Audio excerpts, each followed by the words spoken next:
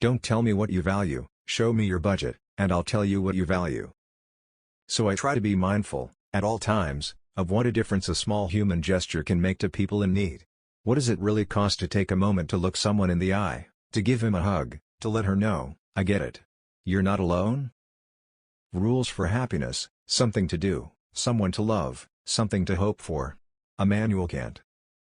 The time will come when, his memory will bring a smile to your lips before it brings a tear to your eyes. If the problem is fear, the answer is knowledge. True bravery is when there is very little chance of winning, but you keep fighting. My own father had always said the measure of a man wasn't how many times or how hard he got knocked down, but how fast he got back up. I made a pledge to myself that I would get up and emerge from this debacle better for having gone through it. I would live up to the expectation I had for myself. I would be the kind of man I wanted to be. Never tell a man what his interests are. Be straight and open with him about your own interests. And try to put yourself in his shoes. Try to understand his hopes and his limitations, and never insist that he do something you know he cannot. My own father had always said the measure of a man wasn't how many times or how hard he got knocked down, but how fast he got back up. If you do politics the right way, I believe, you can actually make people's lives better. And integrity is the minimum ante to get into the game. There will come a day, I promise you, when the thought of your son, or daughter, or your wife or your husband, brings a smile to your lips before it brings a tear to your eye. It will happen. My prayer for you is that day will come sooner than later. We Irish are the only people in the world who are actually nostalgic about the future. Nothing we're going to do is going to fundamentally alter or eliminate the possibility of another mass shooting. But all our differences hardly measure up to the values we all hold in common. And if the problem is fear, the answer is knowledge. Each side has to be willing to try to understand the concerns of the other. The Senate is a place filled with goodwill and good intentions, and if the road to hell is paved with them, then it's a pretty good detour. Hubert Humphrey, as quoted by Biden, p. 134. To me this is the first principle of life, the foundational principle, and a lesson you can't learn at the foot of any wise man: get up. The art of living is simply getting up after you've been knocked down. My rights are not derived from any government. My rights are not denied by any majority. My rights are because I exist. So how do I want to spend the rest of my life?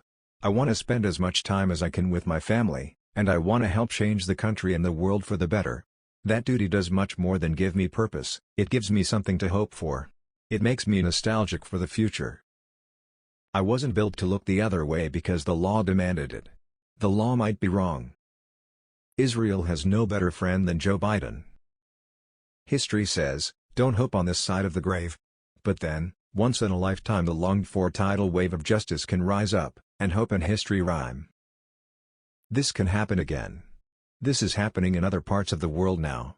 And you have to speak out. You can't remain silent. Silence is complicity. You should not run for president because tactically you can win. The questions you have to ask are why you're running for president and what will you do when you're president. You shouldn't run until you know the answers to those questions. There's only 3 things he mentions in a sentence: a noun, a verb, and 9/11. We must rekindle the fire of idealism in our society, for nothing suffocates the promise of America more than unbounded cynicism and indifference. Candor generates trust. Trust is the basis on which real change, constructive change, is made. He told Bo to go home and live like he had a future. Run for governor. Have a purpose. Almost every day after that, I found myself acting on that advice: have a purpose. No matter what came at me, I held fast to my own sense of purpose. I kept trying to tell people that just because I was young didn't mean I could speak for all young people. I am absolutely comfortable with the fact that men marrying men, women marrying women, and heterosexual men and women marrying another are entitled to the same exact rights, all the civil rights, all the civil liberties.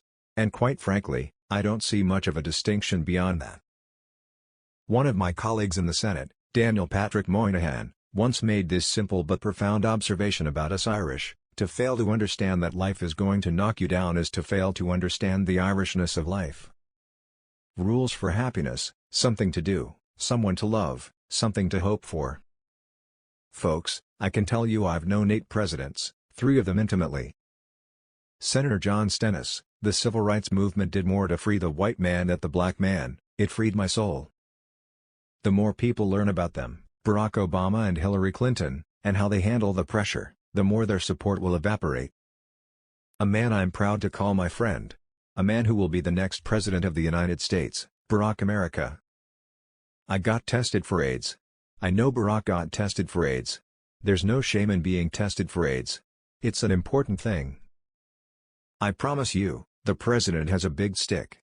I promise you. Stand up, Chuck, let him see ya. Hillary Clinton is as qualified or more qualified than I am to be Vice President of the United States of America. Quite frankly, it might have been a better pick than me. Dad? Look at me. Look at me, Dad. Remember, Dad? Home base, Dad.